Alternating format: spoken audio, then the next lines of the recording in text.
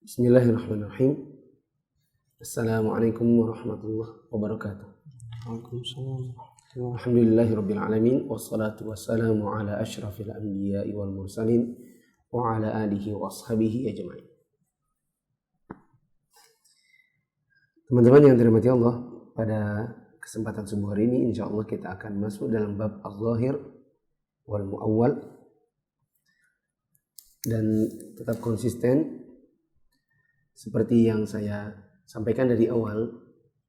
Tidak lupa untuk terus diingatkan bahwa dalam belajar usul ini memang bagi yang pertama kali belajar pasti pusing awalnya. Pasti ada kepusingan tersendiri. Yang kepusingan ini tidak ada obatnya sama sekali, kecuali dengan cara mengulangnya lagi. Belajar usul itu memang gak bisa satu kali saja. Dan saya katakan semua ilmu alat begitu. Kita harus pertama kali menginjakkan dulu dan memaksa sampai selesai.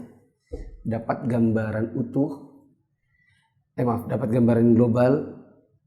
Kemudian ada kepuasan tersendiri di batin bahwa kita telah menamatkan satu buku, dan karena kita pernah tamat dan tidak terlalu nyantol 100%, maka kita ada semangat untuk mengulangnya lagi. Ya, kemarin ada ikhwan ke kantor, ngobrol-ngobrol sedikit, dia bilang ikut kajian yang usul fikih itu pusing katanya. Soalnya ada sisi-sisi bahasa.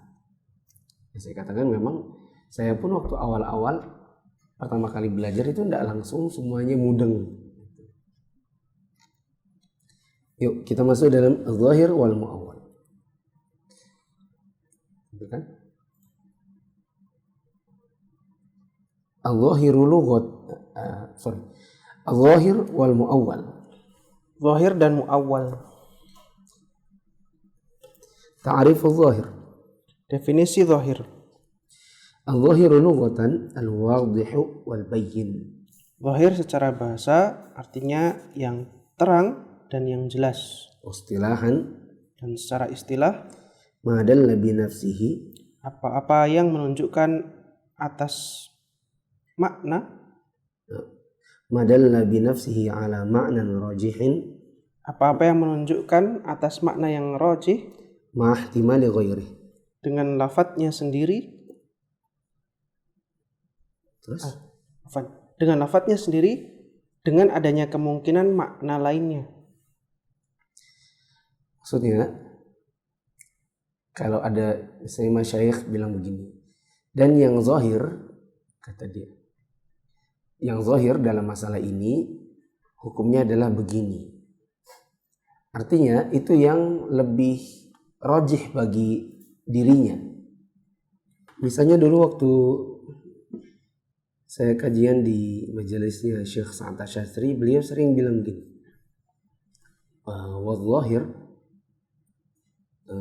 والظاهر أن في المسألة كذا وكذا. Dan yang zahir dalam masalah ini adalah begini dan begini. Nah, maksudnya beliau yang zahir itu adalah yang rajih menurut beliau. Tapi tidak bisa dinafikan bahwa ada kemungkinan yang tidak dirajihkan justru lebih tepat.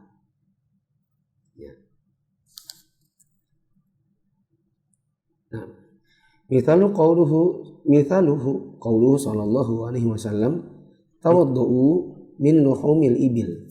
Misalnya sabda Nabi sallallahu alaihi wasallam, berwuduklah kalian karena memakan daging unta. Fa inna al-zahira minal muradi bil wudu'i, maka sesungguhnya yang zahir dari yang dimaksud dengan wudu, ghuslu al-a'dha' al-arba'ati ala sifati syar'iyyati duna wudu'i alladhi huwa an-nadhafah, adalah membasuh anggota badan yang 4 dengan sifat yang syar'i, bukan wudu yang berarti membersihkan diri. Nabi SAW mengatakan, berwudulah kalian setelah memakan daging unta. Makna yang lebih rajih, makna yang jelas terang, wudu sepertinya adalah wudhu yang dimaksud seperti wudhu kita waktu mau sholat. Gitu. Tapi memang bisa jadi yang dimaksudkan Nabi SAW itu adalah berwudhu, yakni membasuh atau mencuci badan atau membersihkan tangan gitu. Tapi yang zahir kalau kita dilihat apa yang memang tertera, kita bisa bilang eksplisit pada pada katanya, pada kalimatnya adalah wudhu beneran. Jadi bisa dibilang zahir itu eksplisit, apa yang tertulis, yang tersurat, meskipun dia punya makna-makna implisit atau tersirat. Tapi apa yang langsung nyantol di kepala kita itu yang zahir, yang tersurat. Oke. Lanjutnya, faqaraja biqaulina ma dalla bi nafsihi 'ala al-ma'na al-mujmalu. Keluar dari perkataan kami apa-apa yang menunjukkan atas makna dengan lafadznya sendiri, yaitu mujmal. Li'annahu la yadullu 'ala al-ma'na bi nafsihi. Karena mujmal tidak menunjukkan makna dengan lafadznya sendiri. Beda dengan mujmal. Kalau mujmal itu global, di mana dia baru terang bila dia datang nas lain yang menerangkannya. Adapun zahir, ini dia udah terang dengan sendirinya. Yang menunjukkan makna pada dirinya, maksudnya adalah dengan sendirinya sudah jelas maknanya, tidak perlu yang lain. Wa kharaja bi qaulina rajihun al-muawwal. Keluar dari perkataan kami ar-rajih, yakni muawwal. Rajih di situ makna yang lebih kuat, yang lebih kuat. Coba diulang tadi. Makna istilahnya naik istilah. Ya, secara istilah coba ulang. Secara istilah, apa-apa yang menunjukkan atas makna yang rajih dengan lafadznya sendiri dengan adanya kemungkinan makna lainnya. Menunjukkan atas makna yang rajih di sini maksudnya makna yang lebih kuat dengan sendirinya. Yaitu kata yang menunjukkan makna kata yang dengan sendirinya memberikan makna yang lebih kuat meskipun ada kemungkinan makna yang lain. Terus turun lagi ke bawah. Maka tidak termasuk dari perkataan kita rajih atau yang lebih kuat. Apa yang tidak termasuk? Al-muawwal. Li'annahu yadullu ala ma'nan marjuhin laula al-qarinah. Karena ia menunjukkan atas makna yang marjuh jika tanpa qarinah. Karena kalau muawwal itu nanti lawannya, di mana muawwal ini menunjukkan makna marjuhnya. Marjuh itu makna yang lebih lemah, rajih makna yang lebih kuat. Kayak yang tadi Nabi bilang, berwudulah kalian setelah makan daging unta. Yang zahir, yang lebih kuat, wudu di sini ya wudu yang kita tahu. Tapi ada kemungkinan makna yang lain, tapi makna ini makna lemah.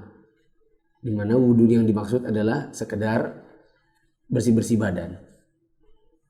Gitu. Apa yang lainnya?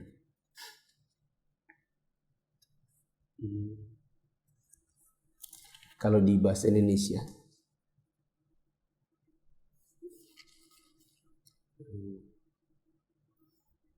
dalam bahasa Indonesia, coba apa satu kata yang kita udah terang tentangnya dan maknanya lebih kuat, tapi ada makna lemahnya. Coba yang di Facebook dan di YouTube, berikan saya contoh.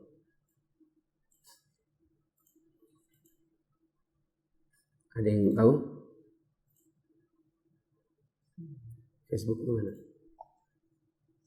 Satu kata dalam bahasa Indonesia dia punya dua makna, tapi maknanya satu makna condong besarnya lebih kuat, satunya lagi maknanya lemah. Hah? Bukan, itu majaz.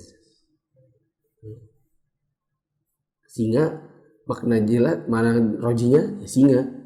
Coba makna lemahnya apa? Itu majaz, bukan maksud dalam.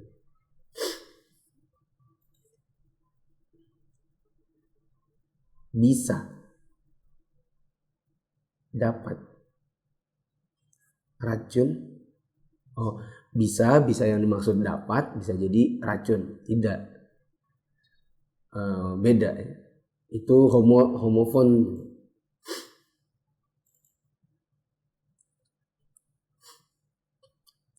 Oh, ya.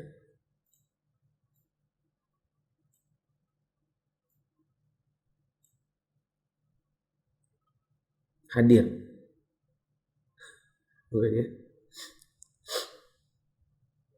Ayo makan. Yuk anggap aja begitu. Anggap aja itu. Ayo makan. Ya. Makna rojihnya adalah nawarin. Tapi ada makna yang lebih yang lebih kuat adalah ayo makan itu nawarin. Tapi ada kemungkinan makna yang lain yaitu basa-basi. Sekedar sopan santun. Anggap aja gitu ya.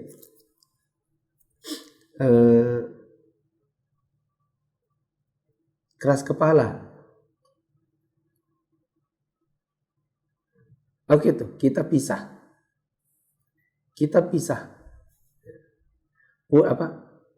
Pulang kamu ke rumah orang tuamu. Makna yang lebih roji adalah pulang, ya ini pulang. Ada pulang, ya ini disuruh pulang gitu aja. Kamu pulang aja dulu rumahmu. Tapi ada makna kemungkinan yang lain disuruh adalah pulang selamanya alias cerai. Gitu. Itu namanya yang zohir. Yang zohir apa? Yang zohir ya pulang gitu. Nanti kalau bukan karena sebuah korinah dia akan lemah saja maknanya itu. Korinahnya apa? Apa makna lemahnya? Cerai. Dan dia baru kuat kalau ada korinah-korinahnya.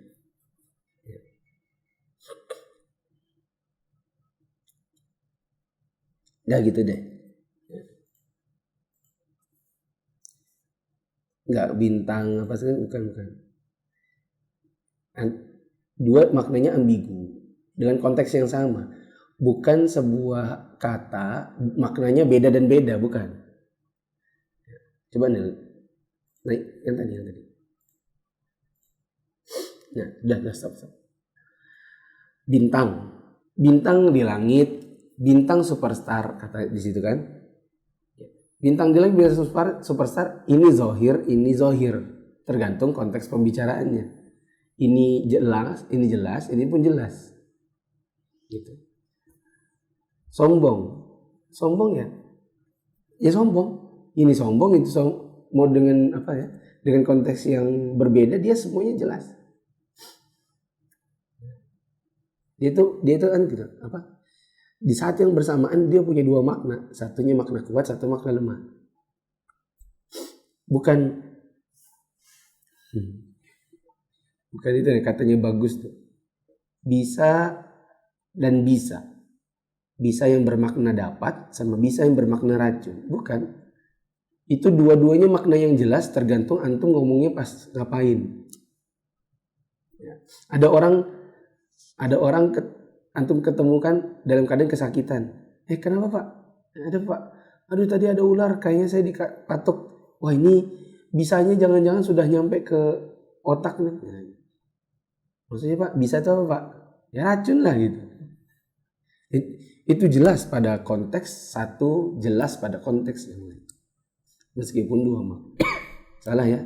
Yang lebih tepat yang tadi yang dikasih Thomas Faisal itu. Yaitu kita pisah. Kita pisah itu apa maksudnya?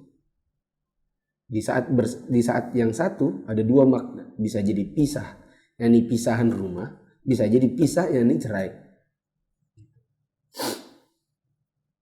Oke, sudah. Lanjut. Wa kharaja biqaulin ma ihtimali ghairihi an-nassus sarih. Keluar dari perkataan kami dengan adanya kemungkinan makna lain, yakni nas yang tegas. Ya. Tidak termasuk dalam konteks adanya kemungkinan makna yang lain. Apa yang tidak termasuk di situ? Nas sarih, yaitu nas tegas. Kenapa nas tegas tidak masuk? Li'annahu la yahtami illa ma'nan wahidan. Karena ia tidak memiliki kemungkinan kecuali hanya satu makna. Seperti kita talak. Itu enggak ada. Maksudnya Pak, kita pisah aja kah atau gimana? Kamu enggak dengar apa aku bilang? Kita talak. Itu enggak ada punya kemakna yang lain. Tegas itu. Tapi kalau kita pisah, itu bisa jadi pulang, bisa jadi yang lain, bisa jadi talak. Tapi kalau talak tegas itu. Lanjut. Al-amalu bil-zahir. Beramal dengan dalil yang zahir. Bagaimana cara mengamalkan dalil bila dia datang dalam keadaan zahir? Contohnya dalil-dalil asma wa sifat. Asma dan sifat Allah itu tangan, wajah, kaki, dan lain-lain itu semua zahirnya. Al-amalu bil-zahir wajibun. Beramal dengan dalil yang zahir adalah wajib. Illa bidalilin yasrifuhu an zahirih. Kecuali jika ada dalil yang memalingkannya dari makna zahirnya. Lianna hadhihi tariqatus salaf. Karena ini merupakan jalannya para salaf. Wa li'annahu ahwatu wa abra'u lidhimmati. Dan karena ini lebih hati-hati dan lebih melepaskan tanggungan. Wa aqwa fit ta'abbudi wal inqiyadi. Dan lebih kuat dalam ta'abbud dan ketundukan. Ta'abbud itu penghambaan diri, ketundukan. Diulang. Amal dengan nas yang zahir adalah wajib.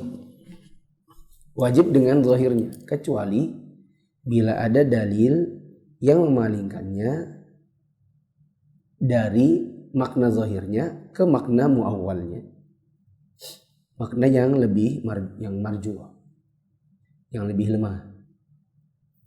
Karena inilah cara-cara yang dilakukan oleh para salaf terdahulu, karena itu lebih hati-hati apa yang diamalkan, lebih melepaskan tanggungan dari pundak kita, dan lebih kuat dalam sisi ketundukan dan kepatuhan kita kepada nas.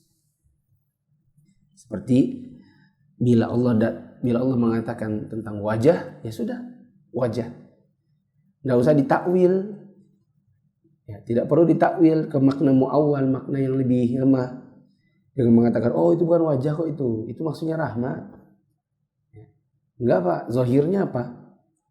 Zahirnya wajah ya wajah. Ya, apakah ada dalil yang lain yang memalingkan wajah ini ke makna rahmat? Apa dalilnya? Gitu.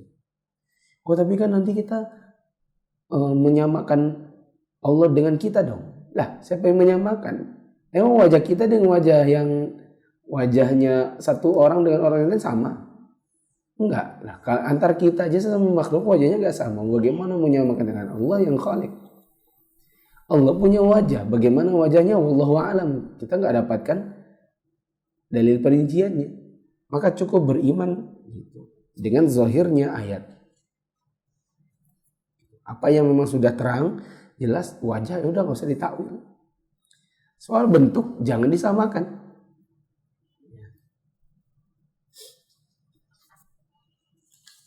Lanjut. Ta'riful muawwal. Definisi muawwal. Sekarang lawannya. Al-muawwalu lughatan. Muawwal secara bahasa. Minal awwali wa huwa ar-ruju'i.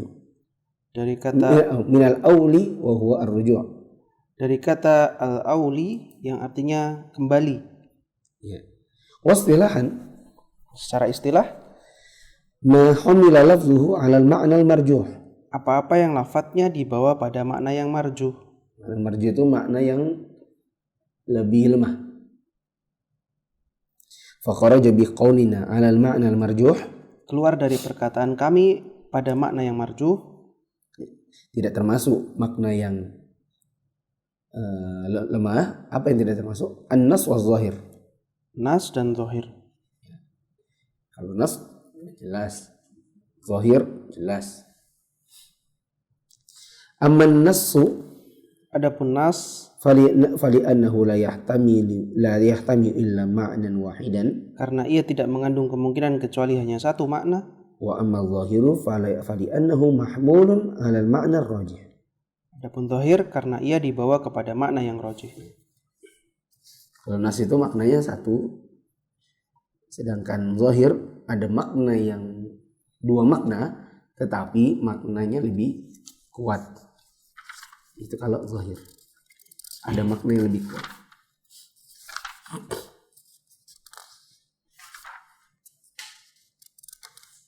At-ta'wilu qismani, Takwil ada dua macam, sahihun maqbulun wa fasidun mardudun. sahih diterima dan rusak ditolak. Saat mentakwil ada dua model. Bisa jadi takwil itu maksudnya memalingkan ke makna yang lebih, yang marjuh tadi, yang makna yang lemah. Ini hanya ada dua kemungkinan. Kemungkinannya adalah takwil itu sahih dan bisa diterima, atau takwil itu rusak dan harus ditolak. Nanti ada contohnya. Fasahihu ma dalla alaihi dalilun sahih. Takwil yang sahih yang ditunjukkan atas makna tersebut dengan dalil yang sahih. Ada dalilnya mentakwil. Ka ta'wili qaulihi ta'ala was'alil qaryata.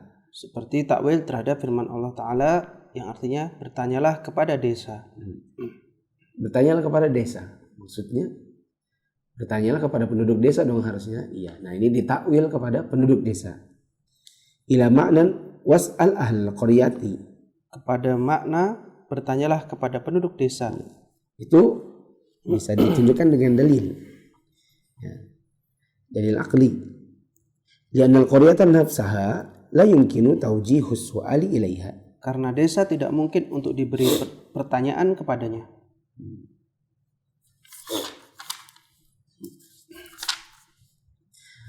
Wal fasidu, takwil yang rusak, ini kemungkinan kedua. Ma laysa alaihi dalilun sahih, yang tidak ada dalil yang sahih. itu takwil yang tidak memiliki dalil sahih. Kata'wil mu'attilati qaulahu ta'ala, Seperti takwil orang-orang Mu'attilah terhadap firman Allah Ta'ala, Ar-Rahmanu 'ala al-'arsy istawa, Ar-Rahman bersemayam di atas arsy. ila ma'nan istaula. Kepada makna istaula atau menguasai. Ya, maksudnya bersemayam itu dimaknai, ditakwil kepada istaula, yaitu Allah bukan bersemayam tetapi menguasai arsy. Padahal bersemayam udah, istawa ya istawa, apa itu? Bersemayam. Bagaimana itu bersemayam? Bagaimananya nggak tahu. Yang penting pokoknya bersemayam. Sudah, nggak usah ditakwil-takwil ke yang lain. Karena Anda nggak punya dalil dalam mentakwilnya. Waswabu anna ma'nahu al-'uluwu wal istiqraru min ghairi takyifin wala tamthil. Dan yang benar bahwa maknanya adalah ketinggian dan menetap tanpa takyif dan tamthil. Dan yang benar maknanya bersemayam adalah ya sudah bersemayam di atas ketinggian dan menetap di sana. Ya. Tanpa perlu ditakyif. Takyif itu kayak apa sih bentuknya? Dan boleh juga ditamthil, yaitu diserupakan dengan cara bersemayamnya orang.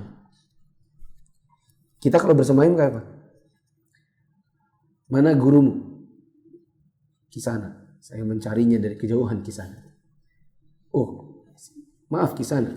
Guru saya sedang bersemayam di bawah bebatuan, di bawah air terjun Kisana. Kan? Kayak apa itu bersemayamnya?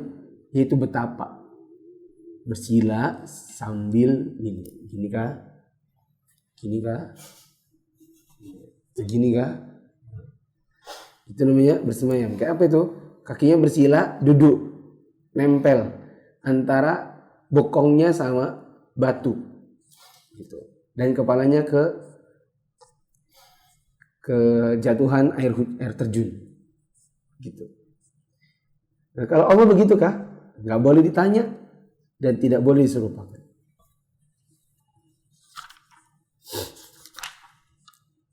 Habis? Coba turunkan. Habis? Sudah? Alhamdulillah. Selesai sudah? Lanjut ya. Sudah terang kan berarti? Zahir itu apa? Yuk, secara global aja. Jadi zahir itu apa? Maknanya terang. Ada dua makna atau enggak? Ada. Cuman yang zahir itu maknanya apa? Kuat. Yang lebih kuat. Apa itu bilang? Kuat. Ngomong apa tadi? Terang. Makna yang lebih kuat. Lawannya apa? Lawannya zahir apa? Mu'awwal. Apa itu mu'awwal? Maknanya yang lebih lemah. Terus cara beramal dengan yang zahir? Amalkan kezahirannya. Kecuali kalau ada dalil untuk mentakwilnya jadi mu'awwal. Apakah mu'awwal itu selalu salah? Tidak. Ada berapa kemungkinannya? Dua. Apa itu? Kalau enggak benar, ya salah. Kapan mentakwil itu benar? Kalau ada dalil. Kapan mentakwil itu salah? Kalau enggak ada dalil. Gitu. Seperti mentakwil wajah jadi rahmat, mentakwil kaki jadi makhluk. Makhluk? Kaki jadi kekuasaan, tangan jadi kekuasaan. Mentakwil bersemayam menjadi bersemayam itu dikatakan berkuasa. Turunnya Allah ditakwil menjadi turunnya rahmat. Dan seterusnya dalam pembahasan asma dan sifat. Yang benar adalah amalkan zahirnya, tangan, wajah, kaki Allah. Allah turun, Allah datang. Dan tidak perlu diganti-ganti ke makna yang lain. Cukup begitu saja dengan beriman tanpa mempertanyakan bagaimana caranya, bentuknya, dan tidak boleh menyerupakannya. Selesai.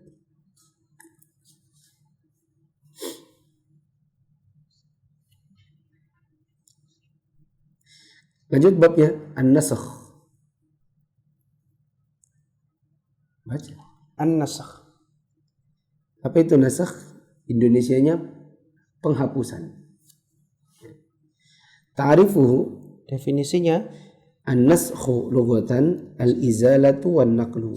Secara bahasa, penghilangan atau al-izalah dan pemindahan.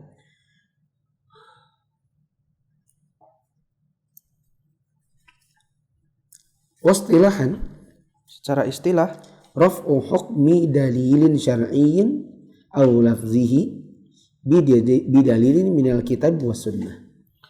Terangkatnya atau dihapusnya hukum suatu dalil syar'i atau lafaznya dengan dalil dari Alkitab dan As-Sunnah. Nah, ada dalil syar'i atau lafaz syar'i di Al-Quran atau di hadis atau sebuah hukumnya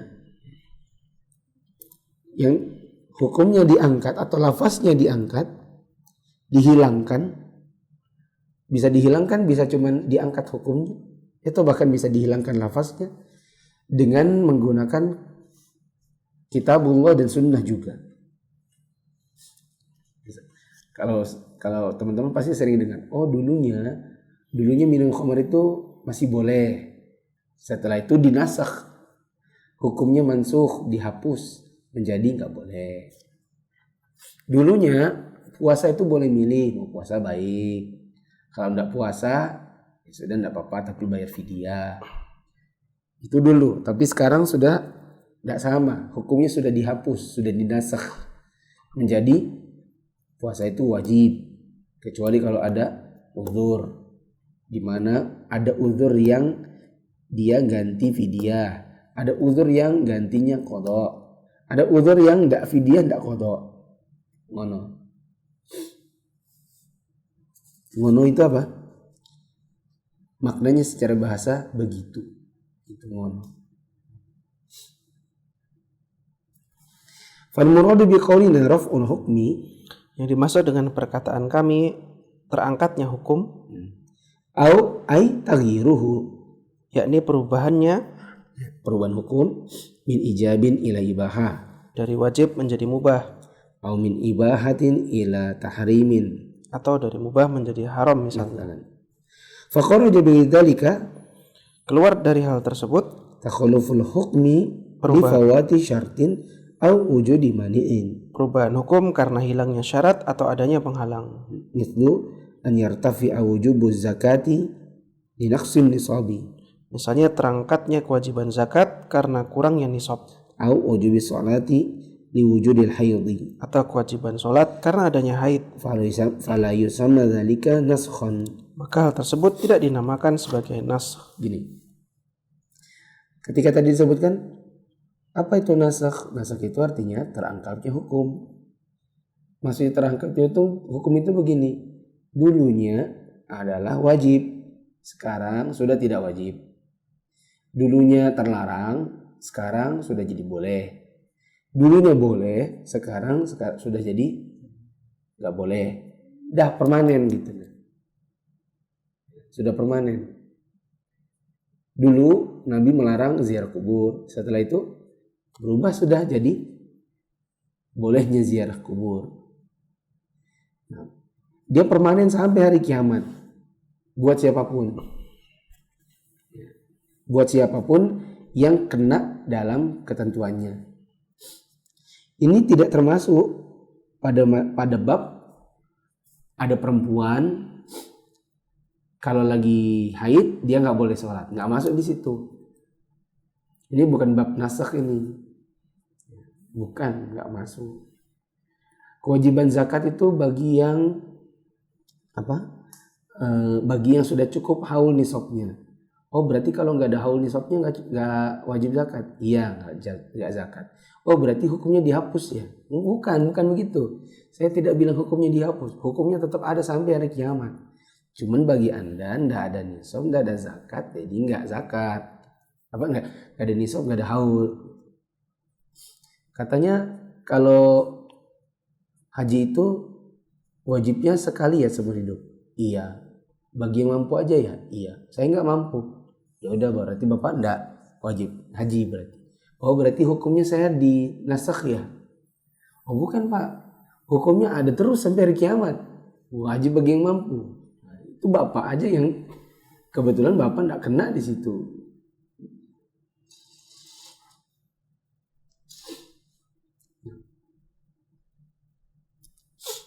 Lanjut ya.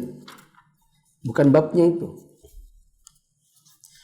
Fal muradu bi qaulina aw lafzuhu, dan yang dimaksud dengan perkataan kami atau lafadznya, ya, atau lafaznya, yang diangkat adalah lafaznya, lafzu dalil syar'i, lafaz suatu dalil syar'i, li'anna naskha imma an yakuna lil hukmi dun lafzi aw bil aksi, karena lahuma jami'an kama sayati. Karena nasakh bisa terjadi pada hukumnya saja tanpa lafadznya, atau sebaliknya, atau pada keduanya, yakni hukum dan lafadznya secara bersamaan sebagaimana yang akan datang. Ya.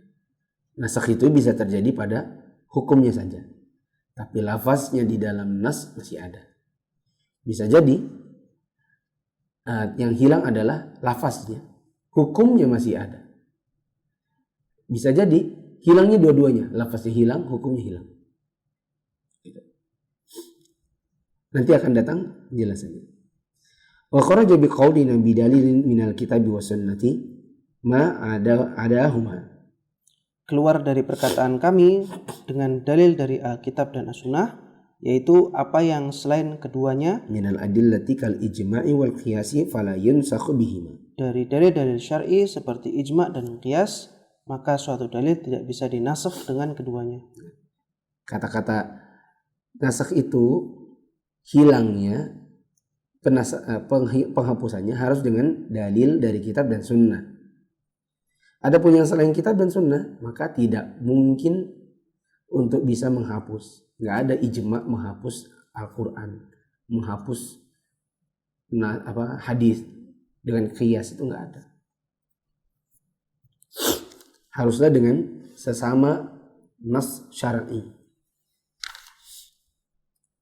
Wa naskhu jaizun aqlan wa waqi'un syar'an.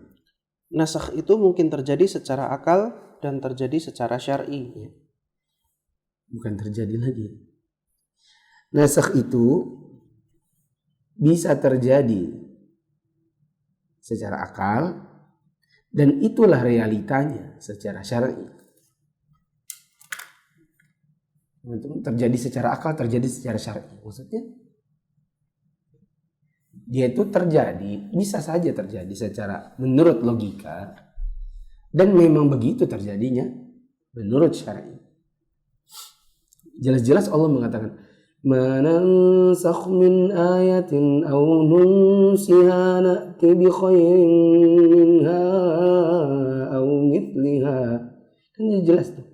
Apa yang kami hapus, kata Allah di surah Al-Baqarah. Apa yang kami hapus, nanti kami ganti dengan sesuatu yang lebih baik darinya. Ada yang dinas, ada yang memang dihapuskan oleh Allah hukumnya atau lafaznya, dan itu waqi'. Waqi' itu realita maksudnya. Terjadi, bisa saja terjadi secara logika, menurut logika, dan memang begitulah terjadi menurut syar'i, menurut syariat.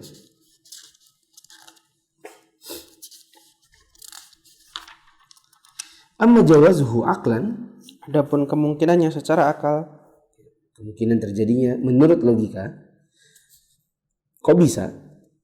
Kenapa Allah? Apa mungkin penghapusan itu terjadi? Mungkin. Logika kita bilang mungkin. Apa alasannya? Fali annallaha biyadihil amru wa lahul hukmu wa li'annahu rabbul malik falahu an yashra'a li'ibadihi ma taqtadihi hikmatuhu wa rahmatuhu. adapun kemungkinannya secara akal, karena di tangan Allah lah semua perkara dan miliknya lah hukum. Karena dia adalah Rabb al-Malik, maka Allah berhak mensyariatkan kepada hamba-hambanya apa-apa yang menjadi konsekuensi hikmah dan rahmatnya. Wahal yamna'ul aqlu an ya'mural maliku mamlukahu bima arada. Apakah tidak masuk akal jika Al-Malik memerintahkan kepada yang dimilikinya dengan apa yang dikehendakinya? Jangan dengan logika nanya, jangan intonasi nanya. Ini harus nanya tapi ingkar. Coba gimana? Intonasi istifham ingkar. Apakah tidak masuk akal jika Al-Malik memerintahkan kepada yang dimilikinya dengan apa yang dikehendakinya? Apakah masuk akal? Jawabannya masuk akal. Nah gitu. Itu namanya istifham ingkari. Nanya tapi bukan nanya, tapi mengingkari. Apakah tidak masuk akal jika raja memerintahkan ke sesuatu kepada hambanya? Apa tidak masuk akal? Masuk akal. Ini nanya tapi bukan nanya, melainkan pengingkaran. Kemudian alasan yang lain. Inna muqtada hikmatillahi wa rahmatihi bi'ibadihi, konsekuensi hikmah dan rahmat Allah Ta'ala kepada hamba-hambanya, an yashra'a lahum ma ya'lamu ta'ala anna fihi qiyama masalihi dinihim wa dunyahum, adalah dia mensyariatkan kepada mereka dengan apa-apa yang diketahuinya bahwa di dalamnya dapat tegak maslahat-maslahat agama dan dunia mereka. Salah satu alasan yang lain kenapa mungkin secara akal, bahwa Allah itu karena memang memiliki rahmat yang luas, pasti Allah lebih tahu tentang apa yang tentang apa yang lebih maslahat bagi dunia dan agama hambanya. Karena Allah tahu, maka Allah berikan perubahan-perubahan kepada hambanya.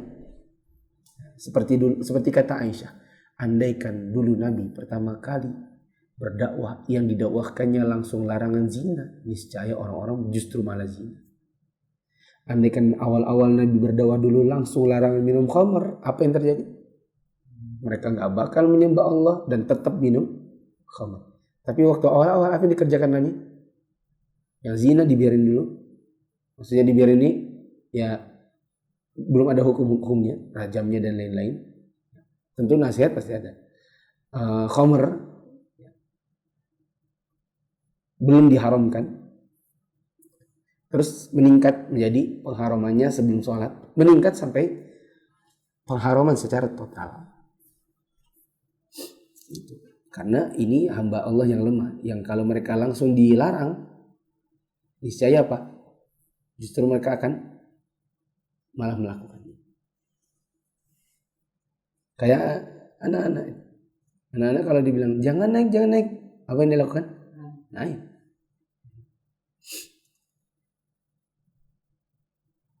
Wal masalihu takhtalifu. Wal masalihu takhtalifu bihasabil ahwali wal azman. Dan maslahat-maslahat berbeda-beda tergantung kondisi dan waktu. Tergantung kondisi dan tergantung waktunya. Faqad yakunul hukmu fi waqtin aw halin aslaha lil ibadi wa yakunu ghairuhu fi waqtin aw halin ukhra aslaha. Terkadang suatu hukum pada suatu waktu atau kondisi adalah lebih bermaslahat bagi para hamba, dan terkadang hukum yang lain pada waktu dan kondisi yang lain adalah lebih bermaslahat. Wallahu alimun hakim. Dan Allah Maha mengetahui dan Maha bijaksana. Itu dalil akli. Apa mungkin ada penghapusan dalam nas? Jawabannya mungkin, dan begitu tadi alasan-alasannya. Wa amma qawluhu syar'an wa amma wuqu'uhu syar'an. Adapun terjadinya nasakh secara syar'i, bukan terjadinya, realita. Adapun realita adanya nasakh menurut syar'i adalah fal adillatu minha. Dalil-dalilnya adalah Awalan, pertama, qauluhu ta'ala, firman Allah Ta'ala, ma nansakh min ayatin aw nunsiha na'ti bi khairin minha aw mithliha. ayat mana saja yang kami nasakh atau kami jadikan manusia lupa kepadanya, kami datangkan yang lebih baik daripadanya atau yang sebanding dengannya. Ini dalil yang sudah terang benerang bahwa di dalam Al-Quran atau di dalam nas syar'i ada yang namanya penghapusan hukum maupun penghapusan lafaz atau penghapusan dua-duanya. Tsaniyan, qauluhu ta'ala. Yang kedua, firman Allah Ta'ala, Al-ana khaffafa Allahu ankum. sekarang Allah telah meringankan kepadamu, Fal-ana bashiruhun. maka sekarang campurilah mereka. Sekarang begini, sekarang begitu. Berarti sebelumnya beda. Fa inna hadza nassun fi taghyiril hukmi sabiq. Maka ini adalah nas tentang terjadinya perubahan hukum yang sebelumnya. Ya. Sudah ada kata-kata al-an begini, al-an itu artinya apa? Sekarang. Lanjut. Tsalitsan wa qauluhu sallallahu alaihi wasallam. 3. Sabda Nabi Shallallahu Alaihi Wasallam, Kuntu nahitukum an ziyaratil qubur fazuruha. aku dulu melarang kalian untuk menziarahi kubur, maka sekarang berziarahlah. Dulu gini, sekarang begitu. Itu apa namanya? Penghapusan, perubahan. Fahada nasun fi naskhin nahi an ziyaratil qubur. Ini merupakan nas tentang dinasahnya larangan menziarahi kubur. Nah, itu diantara dalil syar'i yang menunjukkan realita adanya penghapusan. Mayantani naskhuhu. Dalil yang tidak bisa dinasakh.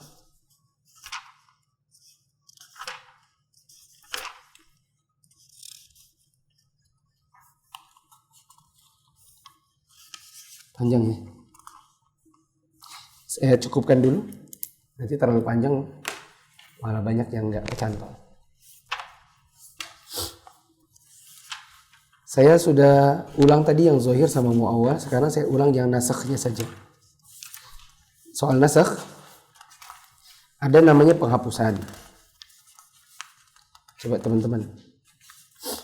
Nasakh itu apa? Penghapusan. Penghapusan. Apa yang dihapus? Dalil. Dalil. Hukum.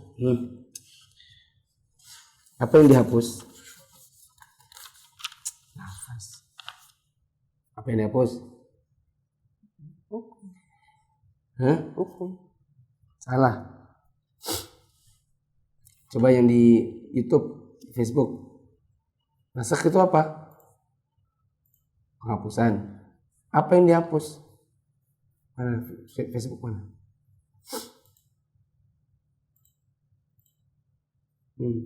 Coba. Ini di studio nggak ada yang benar nih.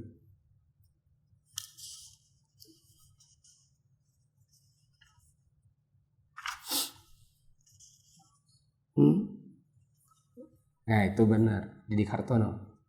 Apa yang dihapus? Lafaz, hukum, atau keduanya. Itu yang benar. Umuhana salah, Siti Murlia salah. Siti Murlia dapat 2/3, Umuhana dapat 1/3. Yang benar Didik Hartono. Apa yang dihapus? Bisa jadi yang dihapus adalah lafaznya, hukumnya tidak. Bisa jadi yang dihapus adalah hukumnya, lafaznya tidak. Bisa jadi yang dihapus dua-duanya. Thomas Faisal, item, idem kali maksudnya. Item, idem sama Budi Hartono. Budi Hartono atau Didi Hartono? Oke.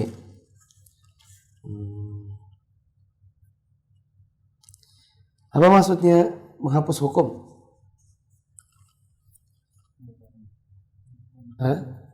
Perubahan hukum. Dulunya boleh, sekarang nggak boleh. Dulunya nggak boleh, sekarang nggak boleh. Wajib berubah jadi mubah jadi haram. Ya. Nah, apa yang bisa menghapus? Nasakh di sini apa yang bisa melakukannya? Kitab dan as-sunnah. Ya, Alkitab dan Sunnah, Quran dan Sunnah. Bisakah penghapusan itu dilakukan oleh qiyas dan ijma? Tidak bisa. Karena qiyas ijma bukan dari Allah dan Rasulnya. Mungkinkah terjadi penghapusan? Mungkin. Ya, tapi nggak mungkin dong. Berarti Allah pelin-pelan dong. Kenapa nggak langsung aja jebret, haram, boleh, wajib, dah gitu. Nggak perlu lagi berubah. Apa jawabannya? Allah lebih tahu apa yang maslahat bagi hambanya. Karena Allah sangat tahu tentang hambanya yang satu ini, namanya manusia. Kalau langsung dilarang, apa yang mereka lakukan? Dikerjain. Justru malah dikerjakan. Tapi ada sebagian syariat yang dibuat step by step. Perubahan wanita kalau lagi nggak haid, sholat. Kalau lagi haid, nggak sholat. Itu masuk dalam bab nasakh nggak? Bukan. Nggak. Kenapa? Hukumnya masih ada. Tidak berubah. Hukumnya terus ada sampai hari kiamat. Dan itu satu paket. Bukan sebuah hukum yang dihilangkan. Beda halnya dengan wanita dahulu haid, sholat, nggak haid. Ya, anggapnya dibalik. Dulu syariatnya adalah wanita kalau haid malah sholat. Kalau nggak haid, nggak apa-apa nggak sholat. Soalnya banyakkan nggak haidnya daripada nggak haidnya. Jadi kasihan daripada terlalu banyak sholatnya. Jadi sholatnya zaman dulu adalah pas haid aja. Berubah hukumnya jadi kalau haid malah nggak sholat, ditukar gitu kan? Mungkinkah ada perubahan lagi? Wanita haid nggak haid sholat, mungkin? Ya, sekarang sudah nggak mungkin. Kenapa? Rasulullah udah wafat. Waktu kita bahas di usul salah apa? Selama Rasul masih ada, hukum masih bisa berubah. Hukum masih bisa berubah. Kalau sudah wafat, tidak ada lagi perubahan hukum. Kalau ada yang mau ganti hukumnya, misalnya ustadz gitu mengatakan wanita itu sebenarnya ya, kalau haid nggak sholat itu dulu. Sekarang dalam rangka memperbanyak syukur, apalagi nih zaman-zaman corona, kita tuh harus sholat meskipun haid. Nah, ini nabi baru ini. Kenapa? Hukum sudah tetap dengan meninggalnya nabi, dia bikin hukum baru. Gitu.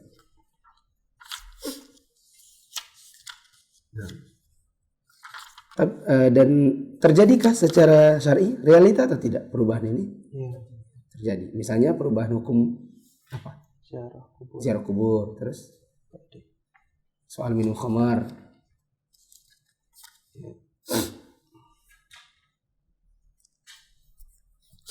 Nah, wallahu a'lam. Itu dulu. Insyaallah besok baru kita lanjutkan lagi. Buka.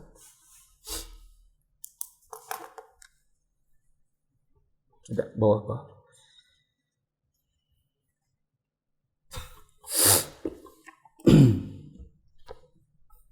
Kalau hadis tentang dibelenggunya syaitan itu gimana? Ya. Yakni dibelenggu syaitan betul-betul diikat. Belenggu itu dibelenggu, diikat. Tapi yang diikat hanya syaitan dari kalangan bangsa jin. Adapun syaitan manusia tetap beredar. Ada nggak syaitan manusia? Ada kan? Alladzi yuwaswisu fi sudurin nas minal jinnati wan nas. Yang setan-setan yang suka menghembus di buhul-buhul di dada manusia dari kalangan jin dan manusia. Jadi setan jin itu yang dibelenggu, setan manusia masih bertebaran. Makanya meskipun Ramadan masih banyak yang tiktokan joget-joget. Itu setan manusia.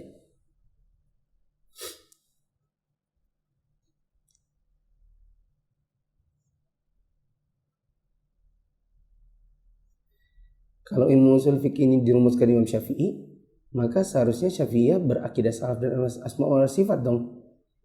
Jawabannya ya iya. Nah. Tapi ya namanya ilmu di zaman dahulu ya, lebih ke arah turun-temurun dengan duduk belajar talaki. Ya, kemudian beda negeri, beda juga gurunya. Kemudian ada perbedaan ketingkatan keilmuan, akhirnya ya ada perbedaan dan ijtihad meskipun kita katakan tetap salah. Coba matiin aja lampu.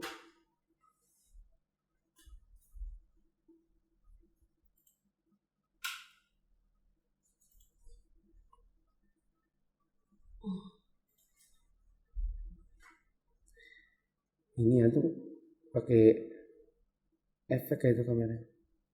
Kenapa kok gitu? Kita jadi kayak ratu keraton, kuding langsat gitu mukanya. Hah? Matiin lampu ini.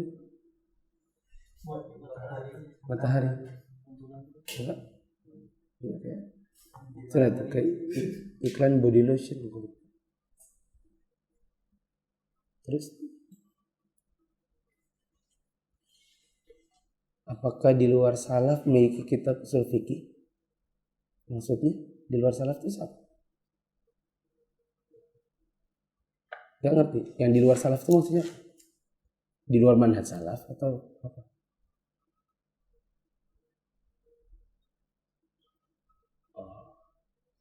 Oh, mereka juga banyak mengkaji ilmu usul fikih.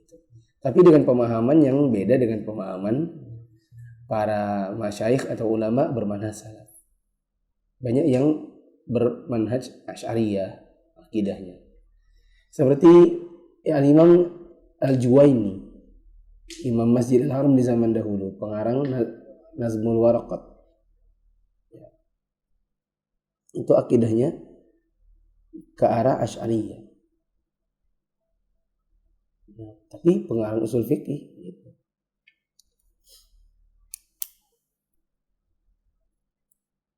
Dan saya pernah ikut kajian Syekh Syastri dulu, ya, meskipun ya kajian-kajian apa ya, tidak terlalu mendetail gitu ya. Dalam usul fikih saja banyak khilafnya. Jangankan dalam fikih, usulnya saja ada perbedaan antara yang mereka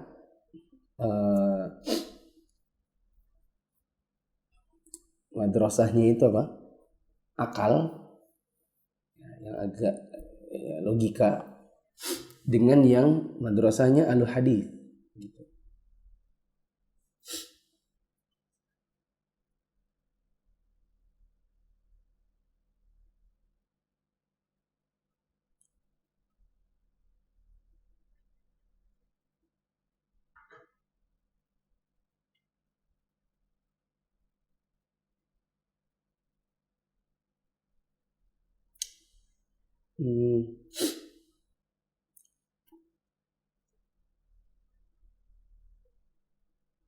Terus bawah.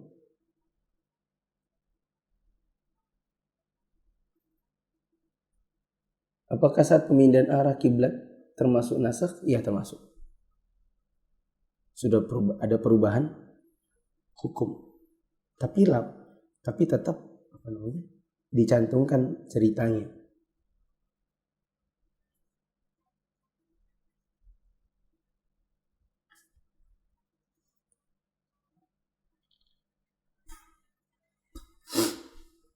Kalau di fikih ada usul fikih, kalau tauhid adakah usul tauhid?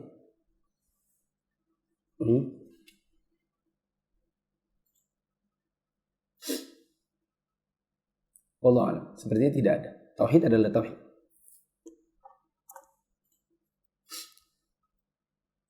Facebook.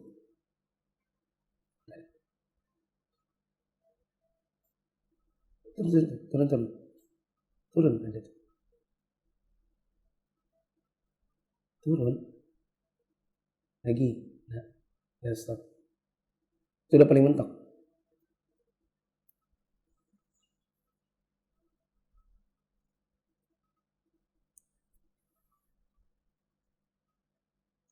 Apakah menentukan nasakh dilihat dengan urutan turunnya ayat? Iya.